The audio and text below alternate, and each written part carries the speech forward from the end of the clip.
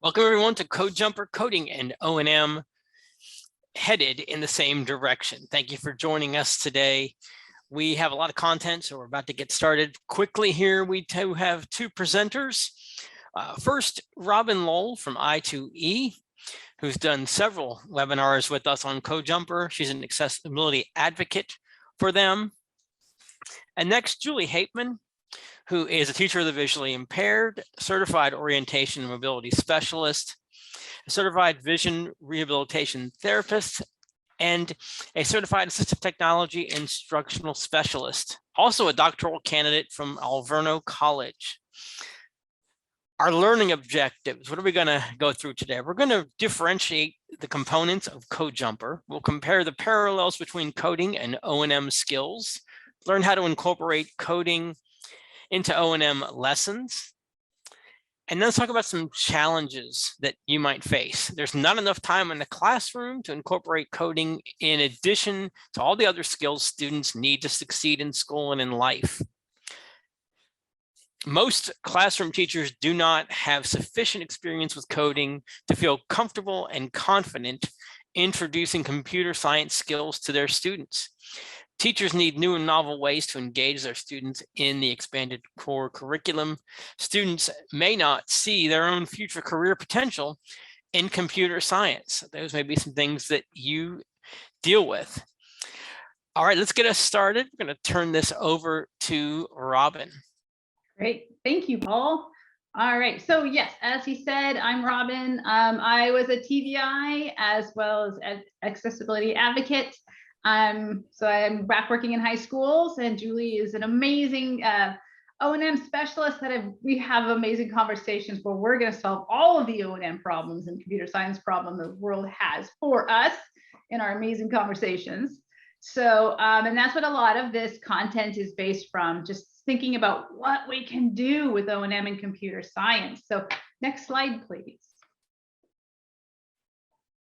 Great. So this idea that, we think of computer science as a job. It's like, oh, you can go be a computer scientist, and we kind of pigeonhole that. And for our students with visual impairments, and for really all students, this idea of thinking about computer science as a part of our foundational education system, there's so many ways we can use the concepts that are built into computer science that build a foundation for life skills, O&M, all of the ECC and the academic areas. So we start young, we're going to benefit all of our ideas, all of our students. So if we think about computer science as a foundation, that changes a lot of fear I think we can have about computer science. All right, next slide. So Paul, we have our first poll question. Okay, thank you. We'd like you to rate your level of experience with coding and Code Jumper. So it includes both. So you just interpret it as best you can. Maybe you are knowledgeable in one area, not as much in another. But you're gonna rate your experience with coding and Code Jumper. Your choices are: I'm an expert in this, I'm proficient in this, I've used this before, I've seen this before, or this is new to me. So rate your level of experience with both Code Jumper and coding. That will be helpful for us. And while you are filling out that poll, I do want to apologize. We are having issues with our captions. We do have automated captions working right now. We do have our captionist, Shelly, standing by. We do apologize. This is apparently an ongoing problem, and I am trying to figure out how to switch it over for Shelly to be able to type captions. So please stay patient. We're going to try and get this worked out as soon as possible.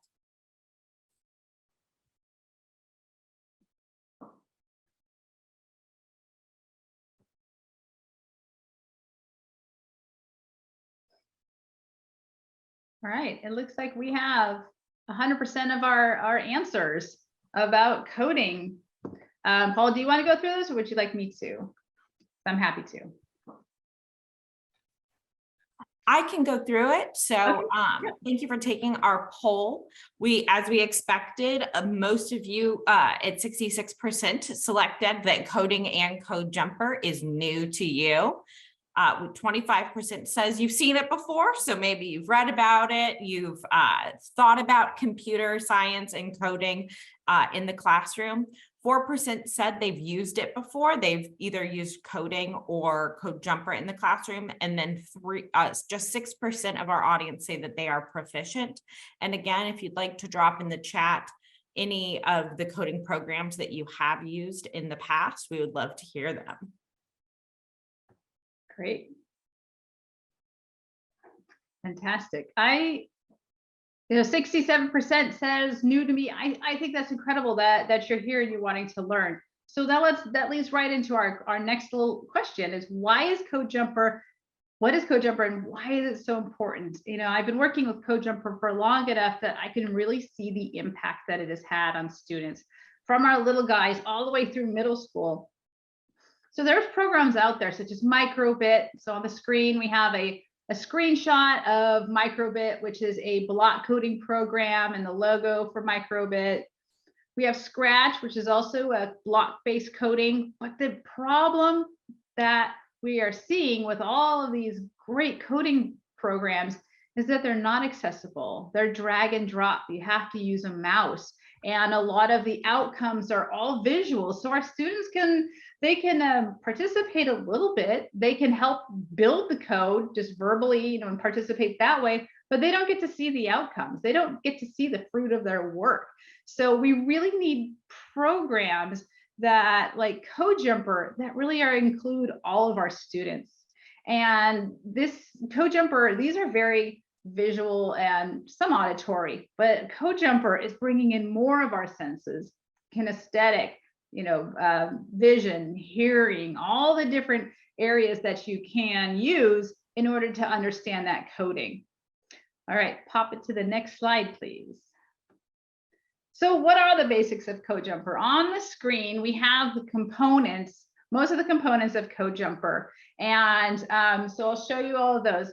The one we have, I'm just going to hold it up on my little picture and I'll describe it, is the hub. So this is where it all begins. This is basically a speaker where we have our on and off button. We have our play button, which is a big circle with an inscribed arrow like you see for play across all what we use for play.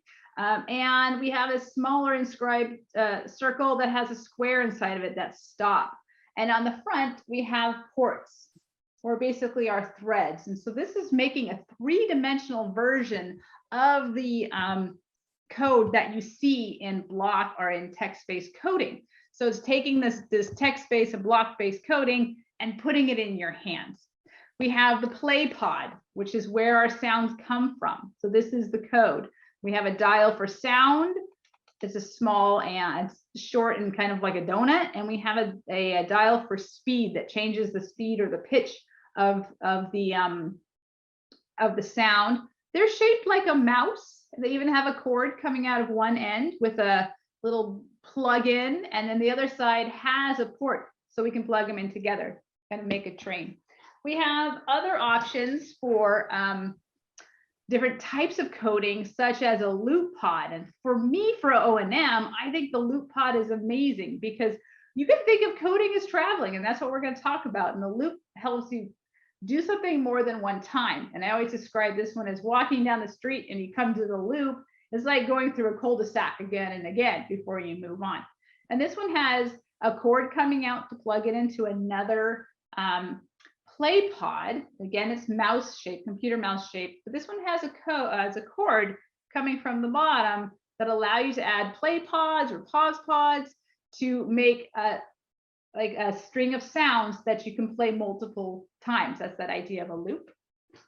And then we have a pause, which is the same shape as the others, as a computer mouse, and one dial, and this one's orange and white, that can give you a pause. So it just makes this moment of silence, which we can all appreciate. And then we have a selection pod, and I love this one in terms of O&M. This is an if-else statement. So you're walking down the path. If I can get my computer There you go. But like you're walking down the path and you come to a fork in the road and you have to decide which way to go. This one's computer shaped, but instead of having the cord come out the end, it comes out of the middle with 2 ports and 2 dials of different shapes. So you can actually decide which way to go with an if else or a statement, or, which is pretty awesome. And then another pod that we can use to bring them back together. So that's the basics of CodeJumper, of how it works. And we're actually going to see it in action. So I know that was really fast, but what you need to take away from that is there's different components. They're all tactily different. So you can just differentiate them tactily without having to see them at all. But they're also bright colors. So for our low vision kids, they can just see, those with color perception can just see which ones are which just by bright swaths of color. So also I want to introduce on the slide is our great little critter named CJ. And we'll hear about the puzzles in just a moment, but he's our little mascot for CodeJumper. They're an alien from outer space, kind of looks like a cat with stripes, blue and orange, with big eyes, that's really, really intrigued about planet Earth. So, all right, we can go to the next slide. Okay, so now that we kind of have an idea of what CodeJumper is, really there's an intersection between computer science and O&M. So we're going to talk about what computational thinking is. So this is the thought process that one uses to formulate a problem and to express its solution in a way that a computer, we can be a computer, human or machine, can effectively carry it out. So in O&M, we're doing lots of problem solving. So we're figuring out routes, we're figuring out how to get around our school buildings, we're figuring out how to basically maneuver through the physical world. And that's just like what we're doing in computer science. We're having those same processes and thoughts about how are we going to get this done. And you can't just come up with an answer. You have to go through these steps, that computational thinking and that problem solving and formulating ways to come up with an efficient route to get from your math classroom to your music classroom, something like that. So that's where that idea is, that problem solving step by step for computer science and O&M. And you can just go from there, so many different ideas. All right, so can we pop to the next slide, please? So I mentioned the puzzles. So these are so exciting. So we've created these puzzles that your students can do in addition to the curriculum. This is really an idea of being able to do some independent work in CodeJumper. You know, kids love puzzles. And so solving these different ways that you can get through coding and, you know, an orientation mobility. So one of the puzzles that we created is called Where Be the Treasure? And so CJ, our little alien friend, found a treasure map in an old book. So we actually have to go and hunt to find the treasure by solving the answers to clues on the map. And then you code it in CodeJumper. I'm not going to read all the clues because I don't want to give it all away, but I'll tell you some of them. So like our clue says, the map says to take a half a dozen steps. How many steps is this? So if you think you know the answer, you could throw in there, how many steps is a half a dozen steps? We all know that's 6. So that's half of that. So you're puzzling, you're thinking about these things. Another one is, so you're going to these different sequences to find the treasure. And one other question is, the map tells you to gather wheels for a cart to carry the treasure in. How many wheels do you need? Well, there's a whole bunch of different options for that, but you have to figure out which one it is. So we'll say 4. And like this ties back to O&M, and it's like you're going from your math class to your Spanish class, and you need to carry all your books with you. You need to have something to carry it with. So it's that thought process of all the different things that you need to be successful out in the world. And that's what a lot of these puzzles are. There's a puzzle where you're figuring out what it means to plan a day at an amusement park. You can't do everything. So you have to map out exactly what that's going to look like so you can get all that done in a timely manner. So this is just using Code Jumper, and they're really, really fun. I can't wait for them. The puzzles are not out quite yet. And so patience, they'll be out soon. I'm so excited for them to be out in the world. All right, so let's go move on from CJ's puzzle. And you get to know CJ. He's a silly little creature. He's very inquisitive. All right, so we can move forward. All right, so let's think about what O&M is. This is my last little piece, and then we're gonna turn it over to Julie and see these things in action. So go ahead and just, Betsy Ann, if you just want to click it, and then I'll read the word after. So we can create bus routes in Code Jumper by building them ahead of time or building them afterwards. Mapping. So we just saw a treasure map, and you can create maps of how to get from one spot to another. Organization. You have to figure out how your pods go in order. You need to know the steps you have so you can code that in Code Jumper. And that actually comes along with a lot of the other programs too. You have that organization piece and knowing what you need to do first, last, middle, all those different pieces. Sequencing. This is a really great one for orientation mobility. So you can't get off the bus before you get on the bus. So you need to know the order in order to get to where you need to be. And collaboration. This is a big piece. We can't move around the world without all of us working together. And that piece of collaboration, Code Jumper is a very collaborative tool. It is really not meant to be worked in isolation. It's great to work collaboratively, and so is orientation mobility. We're all moving around this world together. We need to make sure we teach our students how to collaborate in order for them to get where they need to be. So, all right, next slide. All right, so I am so excited for everyone to hear how all of these things have happened in the real world. These are programs, and Julie has done amazing work with her students. So without further delay, Julie, please start telling us about all the amazing things that you have done with your kiddos. Well, thank you. I'm so happy to be here. On the screen is a photo of one of my students who's been the inspiration for a lot of what I do. His name is Javon, and he and I were learning. He transferred to a new school a few years ago, and he was trying to learn a route, and we were working very hard for him to learn this new route into the building, and struggled with every technique that I'd been taught in school.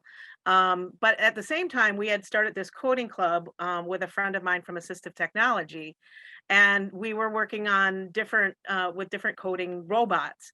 And so it came together that while he can't do big spatial planning, he could spatially plan to move a robot through a maze or an obstacle course on the table in front of him. So one day I said, you know what, let's try coding your route from the door that you come in the morning all the way to your locker room. And so we did, and then I said, you're going to pretend, the robot we used was one called Cubetto. And I said, we're going to pretend that Cubetto is a little Javon and do this route. And so we coded it, and the robot went through its path. And then I said, you know what, Javon, now you're going to go do this route as a big Cubetto. And we went to the start of it, and he did the route perfectly without any prompts from me. And then I said, do that again. And so he did. And so all of a sudden it was just this huge awakening that, this is really so connected. And so we continued to work with robots. And then what happened? COVID hit. And we just, right before COVID hit, we got our Code Jumper kit. And we had it for, I think, literally one day. And then we were closed. And so once we started doing virtual, and then I was allowed to take things to his house, I started taking coding things because I realized this kid needs to work on his spatial skills, but we can't go anywhere. We can't go on a bus. We can't walk down the block. We can't do any of that. but we can pretend like we're going to do it and we can code it. And so we started doing things like that. And we used Code Jumper, and it has all these built-in sound sets. And so we would come up with stories, and then he would use the sound set to create a story, and he'd put things in the right order. And then, you know, we would talk about debugging and making changes, and it was just a whole lot of fun to do, and really just, it made me feel better about teaching virtually. And we were on virtual for over a year. And it just made me have something that I could do that I thought was really meaningful in his life. And so we just continued to do that, and was a lot of fun. And then I learned, you know, we could do our own sound sets. And so we played a little bit with that and created some sound sets for some orientation mobility routes around school. And then now he's actually changed schools again. And he's got high school, he's in high school, and his high school covers like 2 city blocks.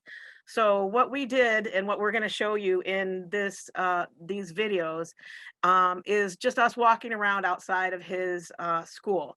And we decided we would walk around and find, you know, what kind of turns he had to make, and what kind of landmarks and things were out there, and then make our sound set. And then he would come back in, and he would code his the route based on the sounds that I put in. And he created all of his sounds, and then, so that I wouldn't have any influence on which way they were put in, you know, that I was giving him any hints that this one should come after that one.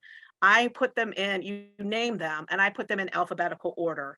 And then he just chooses them from the set that way. So this first video that we're going to play is Javon playing his or setting up his code for going around the block. All right, we're ready for the video. Yep. Okay.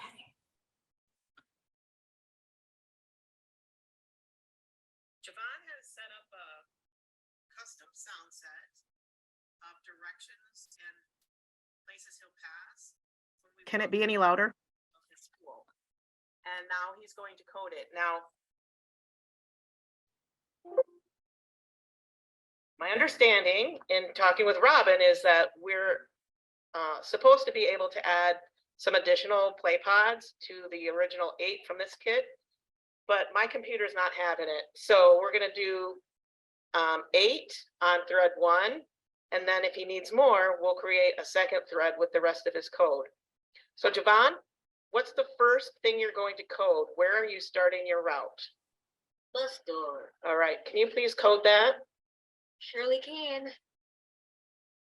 Main entrance to high school staff parking. Tennis court. Turn left. Turn right. Bus door. All right. I'm going to pause it now, and then we'll come back and we'll hear your whole code. All right, Javon, this is the first part of your code. Go ahead and press play. Let's hear what you have. Bus door. Turn left. Follow your code. Turn left. Staff parking lot. You're up one more. Turn left.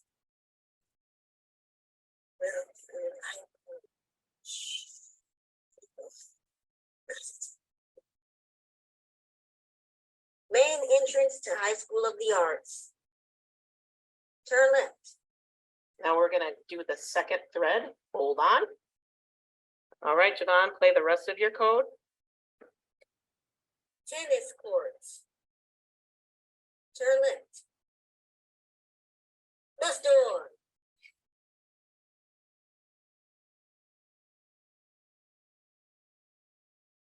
He put in all of his code, and then we played it, and we found out that actually probably our problem with not being able to connect all of the play pods on one thread was low battery. So we did the best that we could, and then he and I went outside afterwards to check to see if he had coded everything correctly. Now there's one play pod that was really hard to hear, and this was his idea. We have a little free library out in front of the school. So he whispered, shh, it's a library. So he's a real fun guy to work with and has some really cute ideas to add to all of our lessons. And so that was one of the ones for this one. So the next video is going to be we're walking the route to see if he had coded it correctly. So based on the code that he put in, that's what he should pass. And those are the turns that he should make. Is it loud enough, Julie? I think that's about as high as my volume goes. The last one, once you've turned up the volume, it was better. Yeah, just you couldn't hear the little free library. Shh, it's a library. But now everyone hear knows the what it is. bus stop. Mhm. Yes. Super cute. I'm at the bus door and I'm gonna turn left. And then what are you gonna do? I'm gonna go to the corner and turn left. Let's go.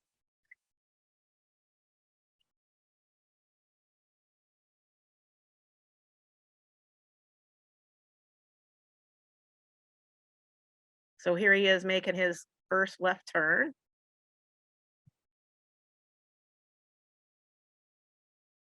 He got a little caught up there.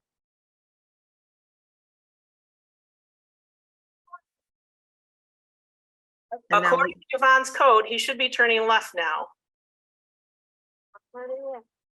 We cut out kind of the walking in between. So the next thing that he was supposed to do is turn left, and that's what he's doing.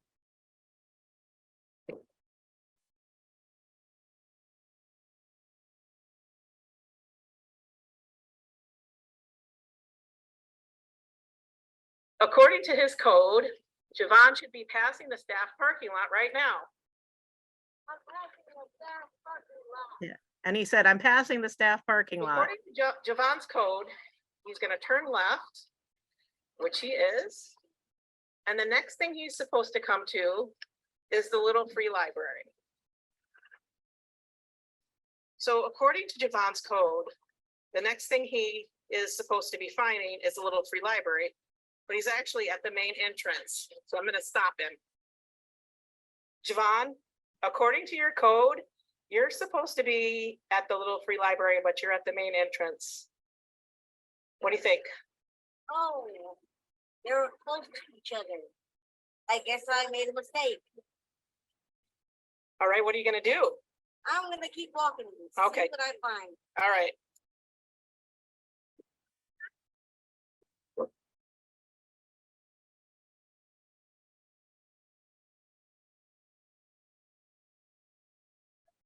Just start trailing to your left and see what you find.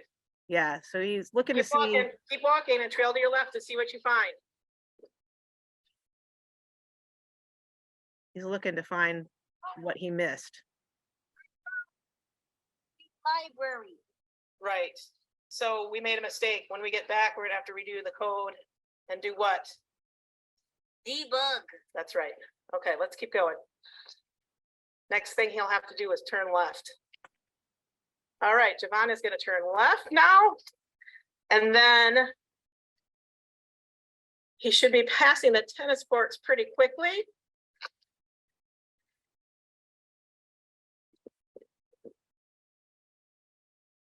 Javon, you're passing the tennis courts now.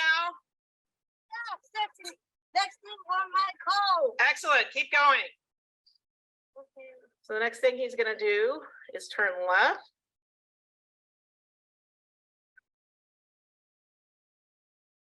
Okay, that seems right there. Good job, Javon. All right, so we are at the end of Javon's code. He's making one final left turn.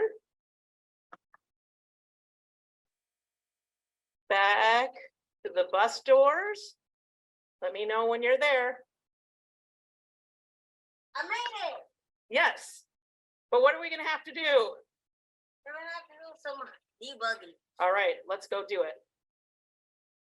So then he realized that he went to, he didn't correctly code. He put in that the little free library would come before the main entrance to the school, and it's actually the other way around. So we're gonna go to the next video, which is gonna show him doing debugging. which is just basically everything that we do when we're teaching orientation mobility. Whoa, if you didn't turn the right way, what do you have to do? You have to do something different. It's debugging. Again, it just all connects so well with coding. Fantastic. Here we are on video 3. All right, so we're back, and we made a little error in coding. And what do we need to do now, Javon? Debug. What's the error that we need to fix?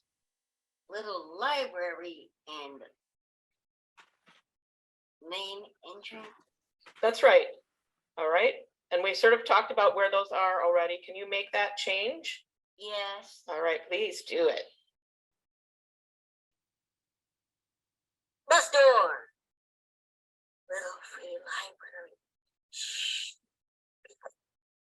Main entrance to High School of the Arts. Little free library. Shh.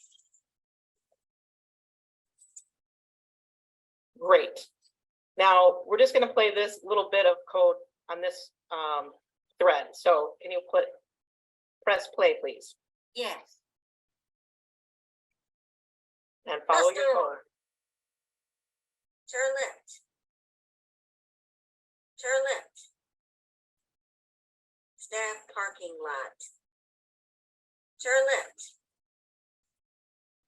Main entrance to High School of the Arts. Little free library. Shh.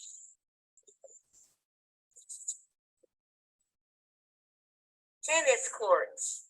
Uh-oh, that one's, we need to debug that one too, but we just accidentally bumped that. So we'll do that later. All right, otherwise we're good to go. Yeah.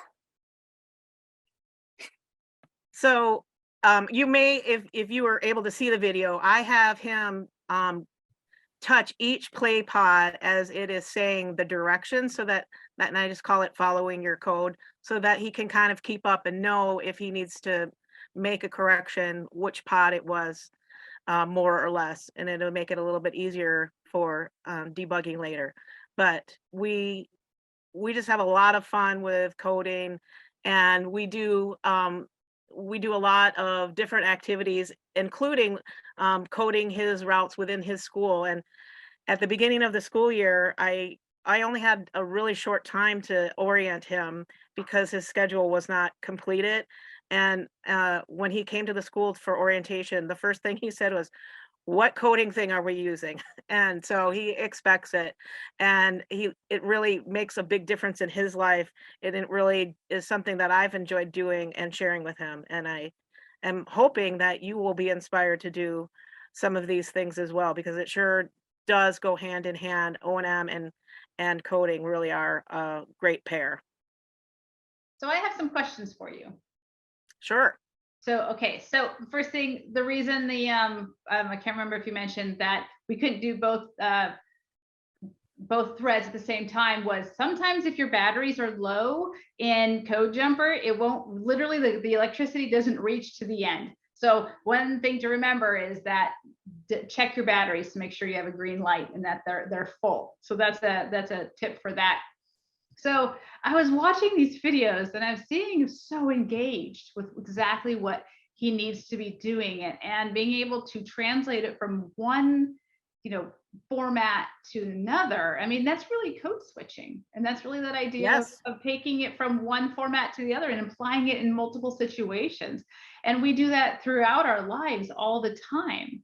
And so I was thinking about, I had this idea where you get, the rolling cart and for a new route, and same thing is that you're using, if you're using, because it's completely portable, you have your computer and the hub is battery operated and they connect via Bluetooth, that you could code the route while you're doing it. So if it's something that would be like, and Megan said in the chat, check their work while they're doing it. You could have like a mobile coding station while they're doing it. And what do you think? What do you think Devon would be? What do you think he would think about that? Javon would think He would absolutely love it. I guarantee it.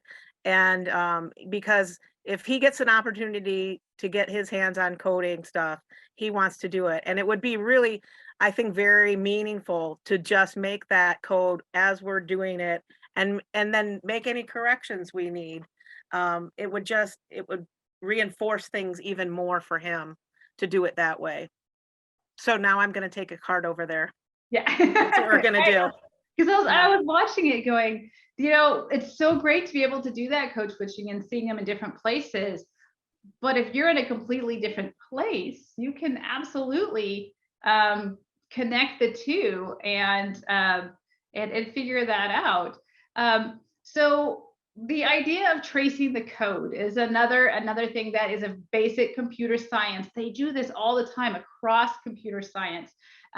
So even every single thing, everything in your computer, every app, every line of code is basically error checked. And the way they do that and debugged is by tracing the code. So when you're watching Javon touch each individual pod, that is something that all computer scientists do. And with text coding, visually, you were looking at the lines of code, but in CodeJumper, we touch each pod. So then you get there and you're like, oh no, this is the one I know I have a problem. And then you can stop it and you can fix it. So that's really, again, making those connections between what's happening in a very specific place and being able to debug, which is pretty amazing. So Julie, what are some of your other ideas of where you'd like to use CodeJumper around O&M? In our last webinar, we showed it using sequencing for cooking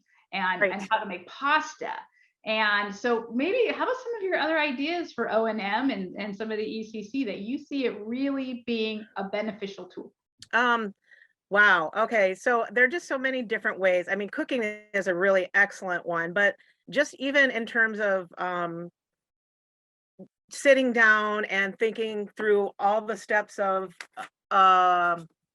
you know, what do you have to do to make a plan to go somewhere, something like that. Javon and I did a whole one on, like I said, he used to go to this school where I am right now sitting, and so how would we get here from here to the bus stop? And he was just using his memory from that. We didn't actually walk through it, but I mean, you could do it for all sorts of planning and you know, cooking I think is a great thing to do, but everyday tasks, everything that you do basically is kind of a code.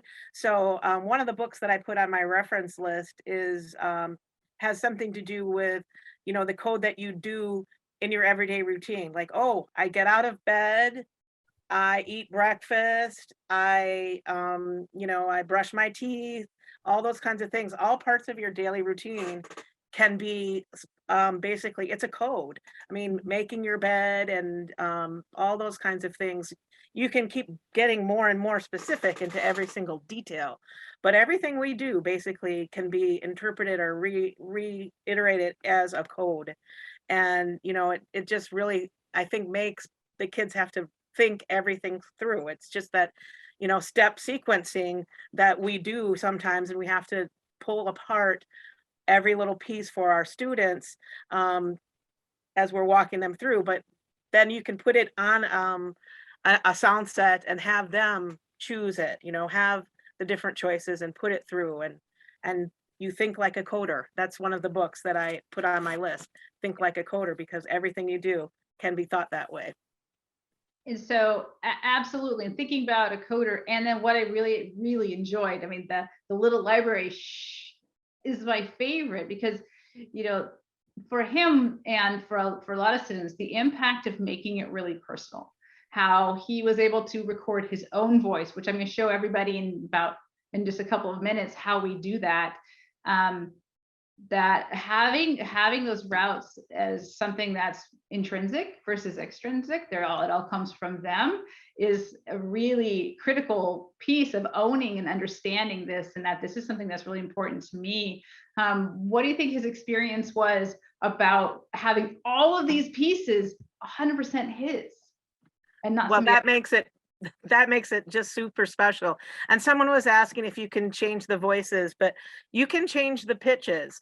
And so what he really likes to do then is play the code over and over again, and in real-time speed, half-time speed, double speed, I can't remember. And so and it's him, and it is very personal to him to be able to do that. And it just really, you can tell if you're able to see the video at all, he has the biggest smile when he's doing this. It is so meaningful for him, and just adding that element of the personal voice is really a big fun thing for him. Do you see him independently saying, I need to figure out a route, or I need to figure out where and have strategies for finding things in my classroom materials where my devices are, and having him go, if I can code this, then it's a great way to figure it out. Absolutely. Absolutely. Because it doesn't have to be something that is a really long route. It can be something very, very right within arm's reach, or you can make everything, again, really super specific, or much more broad. But yeah, he could do all of that, and then that just really, it clicks into long-term memory. And he can, I think, draw back on his own voice saying turn left, or little free library, so I think it's really, and it's great because it's self-reinforcing. I said, this is how I do it, this is how I'm going to do it. It's my voice, it's me, I'm making these choices. So yes, I think that's really, really amazing. Yeah, because if you think about the way your brain works and working memory, and then moving things into long-term memory, you're doing all the different steps, you're learning it, and then you are using different modes to then learn it again and create something from it. And then you're teaching yourself, and you can teach others with it. So you're going through the steps. And I think even if I ever get to come visit you, I want to see if I can get from the bus doors to the front door. Absolutely. Using the code, because it stuck with me. And I think it's a way of using just all those multiple modalities, which is critical for our learners. And then being able to even take it that step further from the modalities to going, well, this applies to my world. And then let's go another ring out, and this applies to a career I can have. And again, helping the kids understand that, yes, I can. That clearly Javon is someone who can be a coder. He's understanding the basics of coding to take it to that next level of coding, to different programs, Quorum, Python, all these different ones of text-based coding, that our kids can go, I've done it in real life, and they see a real life application. And then being able to say, oh, I can do it in a text-based format because I understand it. I've actually walked it, and have those mental, images, quote unquote, of understanding what this actually means, and having that visceral experience of coding beyond just text on a page. Yeah. And I have a student who just recently moved back from being out of state, and he left before I started coding, and I haven't started yet with him, but he was walking down the hallway, and he turned the wrong way. And the first thing that came to my what I said to him was, you need to debug. And he doesn't know that yet, but that's really what it is. It's making a change or a correction to what you're doing. Absolutely. So why don't we look at what it actually looks like? So Betsy Ann, if I could have control, that would be fantastic. And then I will share. There we go. Share.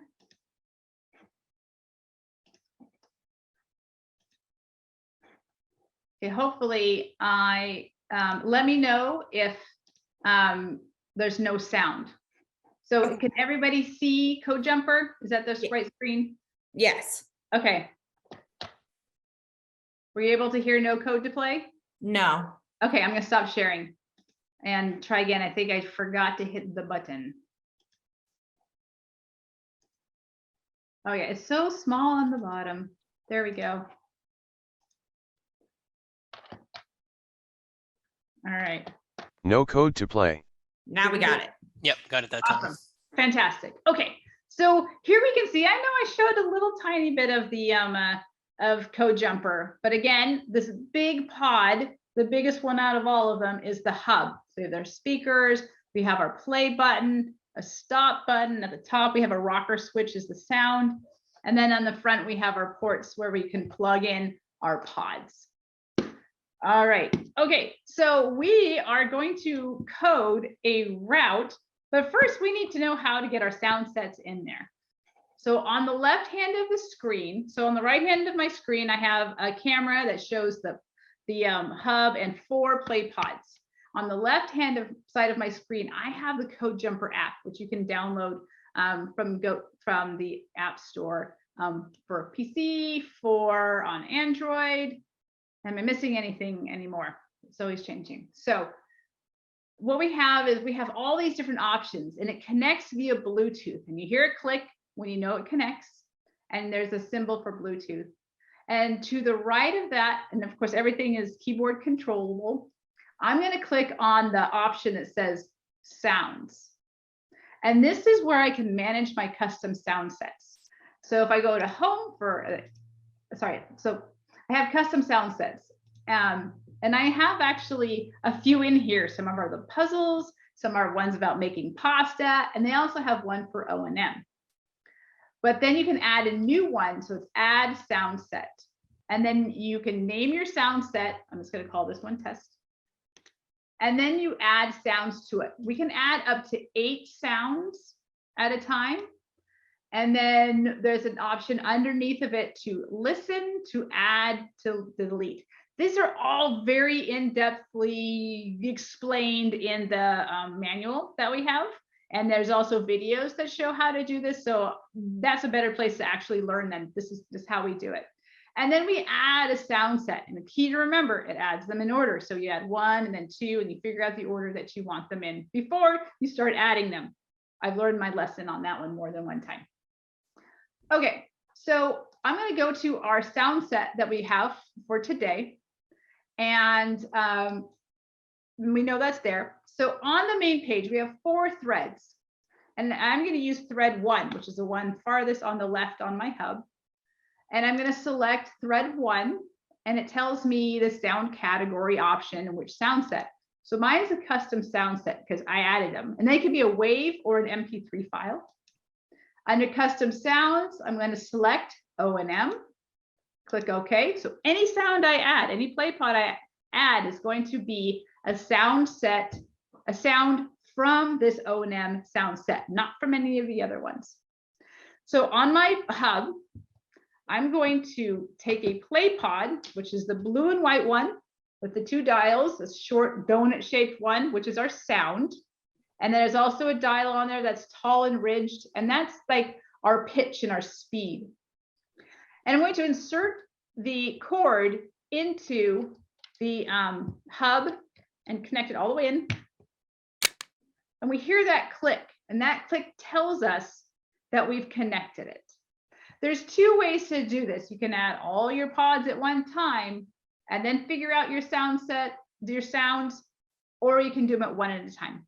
And I think this way we're going to do it just one at a time. So Julie, help me walk through what we're doing here. What's the point of this sound?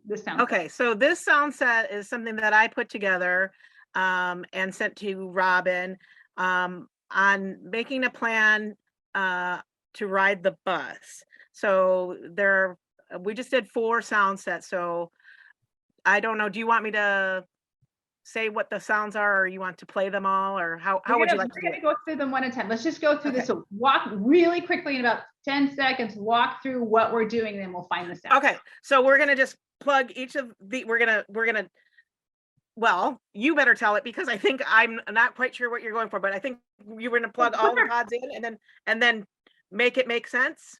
What are we trying to do though? What's the purpose? Like, what is our? Oh, we're trying to sequence. Story? We're Yeah. trying to sequence this story of, oh, I have an idea and I have to go get a gift. And so I'm going to have to call the bus company, and I'm going to have to ride the bus. I'm going to have to go to the store. So all these different things that we have an end goal, but there's a lot of planning we have to do ahead of time. So our first step though is, oh, an idea, I have to get a present. So we're gonna look at the sound set and look for one that tells us what we need to do. I have to get a gift for my mom. Ooh. I better start planning. Here we go. I have to get a gift for my mom. I better start planning. Okay, that's the first thing we need to do. Ding, light bulb moment. What do we do next? So then I take another play pod and I plug it into my first play pod. And I heard Julie say, we need to call the bus to get the bus times, to get the bus, get a pickup. So I'm going to turn. Welcome to Art Smart's Dart Mart and Juggling Emporium. Well, but we haven't gotten there yet. So Route 51, Oklahoma. that's, you know, boarding the bus is the name of this one, but we have to find the bus first. Thank you for calling the Milwaukee County Transit System. Please hold the line for the next customer service representative. Okay, we know what we have to do. So now we have, our first step is we got to get a gift for mom. Our second one is, oh, we have to call the bus first. This one's a critical one. So how many kids are like, I'm just going to the bus? How many adults for that matter are just like, I'm just going to go without doing the pre-planning, and then they end up wasting a lot of time or in frustration. So it slows you down too. It remembers all the things you need to do. Okay, we've called the bus now. The bus is coming to get us. So then what do? We have to get on the bus. Okay, so I'm going to turn this to right speed. Thank you for calling the Milwaukee we already County did that one. Transit System. I have to get a gift for my mom. Nope. Welcome to Art Smart's Dart Mart and Juggling. Route 51, Oklahoma. Hello. Okay, so we can't get to the place we're going without getting there. So the next option is getting on the bus. All right, fantastic. And then there's the last one. So the last one is what? We're arriving at the store. So we have to code this to be the right one. Route 51. Nope, that's boarding the bus.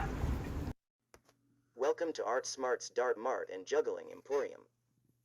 I just can't believe this is a real place. So I'm going to play it real quick. So we know now what our sequence is. So I'm going to trace the code while we do it. Here we go. I have to get a gift for my mom.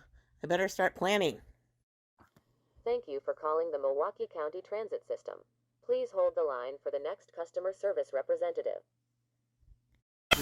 Route 51, Oklahoma. Hello. Welcome to Art Smart's Dart Mart and Juggling Emporium. So we just coded a whole entire route. And one thing that this just made me think of, this is habit building, even if we're not doing it for real, because we start to, the more we do this, the more it sticks in our brain that we come up with a plan. And we always know that second step of transportation is calling first before we go to the bus stop. We call first, we go to the bus stop second. And then we get to Art Smart, Dart Mart, and Juggling Emporium, which apparently is a real place, which is amazing. So you can see how by repeatedly having this opportunity to simulate and code the route, the student it'll start to stick more. And a lot of our kids takes quite a while. So that is really, in a nutshell, we could talk about this for 2 or 3 more weeks, how we can really mix coding and code jumper and orientation and mobility as another novel and interesting way to connect your students to O&M. So Julie, thank you so much for all of your amazing work and insight into this. Thank you. So, All right. And thank you. We're going to skip right to our discoveries as we wrap up this webinar. All right, let's talk about what we've learned today. So coding and computer science principles are woven into all common core subjects and the expanded core curriculum. Code Jumper enables students to learn computer science alongside other core subjects. All students can benefit from Code Jumper as it's an inclusive coding tool that can engage all kinds of learners. And finally, engaging in computer science goes beyond coding. Puzzles and hands-on route planning enforce key concepts. And quickly, let's show you this Code Jumper slide. It's available for folks who are using quota and non-quota funds. The quota price is $769. The non-quota price is $999. You can always go to the product page and get more information. And of course, a lot of other great stuff is at codejumper.com as well. Thank you, Paul, and big thanks to our presenters today, Robin Lowell and Julie Hapeman. I can't help but smile while watching those videos of your student coding and then walking his route. Really fantastic content. So thank you so much for working on this webinar with us and getting Javon's permission to really highlight him as an incredible case story for Code Jumper.